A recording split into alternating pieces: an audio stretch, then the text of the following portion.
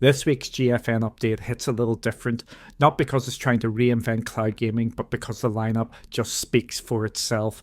Oblivion's Remastered, a new RPG is turning heads, and Edgeworth's back on the case. There's also a few new demos if you're curious, and the app got a low-key update that's actually worth a quick mention. Let's get into it. Oblivion's back, and honestly I wasn't expecting to get this into it again. The remaster looks better, it runs smoother, and it still has that weird anything goes charm that made it a classic in the first place. And yeah, I've been enjoying it more than avowed.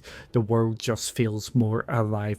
Every time you set out to do one thing, you end up sidetracked by something completely different. It's that kind of game. It's also huge. The main story alone will take you 25 to 30 hours, but if you start digging into the guild side quests and expansions, it's easy to pass the 80-hour mark.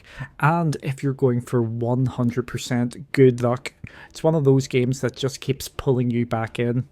I've been looking forward to this one for a while, and even with the hype, Clair Obscur, Expedition 33 has still managed to surprise me. People expected it to be good, but not this good. The story's sharp, the world design is stunning, and the combat does a great job of mixing classic turn-based systems with real-time dodging and parrying. It's slick without losing that tactical edge. The setup's also genuinely original. Every year, the paintress erases people by painting a number on a giant monolith, and you're part of the 33rd expedition trying to stop her before your number comes up. It's dark, stylish, emotionally heavy in places, and just really well made. It's going to be in a lot of Game of the Year conversations. If you'd asked me to pick a game coming to GFN this year, this wouldn't have been on my list, but Capcom brought it, and honestly, I'm glad they did. The Ace Attorney Investigations collection brings both of Edgeworth's games together, and they're a bit different from the usual Phoenix Wright stuff. Less shouting in court, more piecing together evidence at the scene and pushing people into contradictions face to face. It's got that same smart writing, plenty of twists, and Edgeworth being as over the top as ever. If you missed this back in the day, it's a great way to catch up, and if you didn't, it's still a fun revisit. Demos tend to show up on GFN in little bursts, and this week we've got another one. There's a new demo for Dead Rising Deluxe Remaster alongside the one for Ace Attorney. It's a pattern we've seen before: a handful drop, then it goes quiet again. Not a big deal, but worth checking out if you're curious to try something without jumping all the way in. Perfect for the cloud.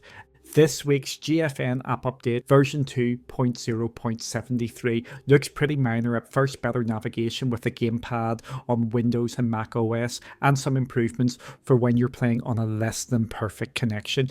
But taken in context, it's interesting. Nvidia teased Steam Deck support back in January at CES, and this kind of update feels like part of that slow rollout. More controller-friendly navigation, better handling on rough networks.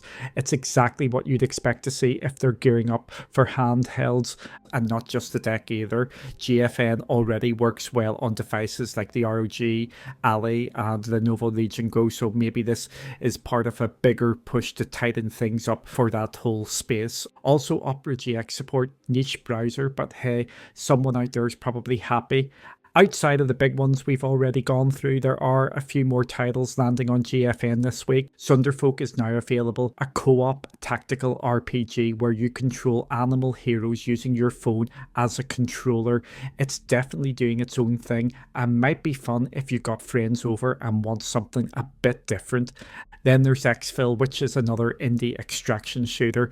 Not much of a player base yet, so keep that in mind. But if you're curious about the format or just want to poke around solo, it's there. And finally, Sands of Aura is out on the Epic Games Store. It's a Souls-like with a sand sailing twist, slower paced, deliberate combat, and a moody world. Definitely one for fans of the genre. That's it for this week's GFN update. Some solid new games, a few surprises, and just enough extra bits to keep things interesting. Let us know what you're planning to jump into, or if you're still lost in Oblivion like I am, drop a comment, like the video if it helped, and we'll see you next week for the next round.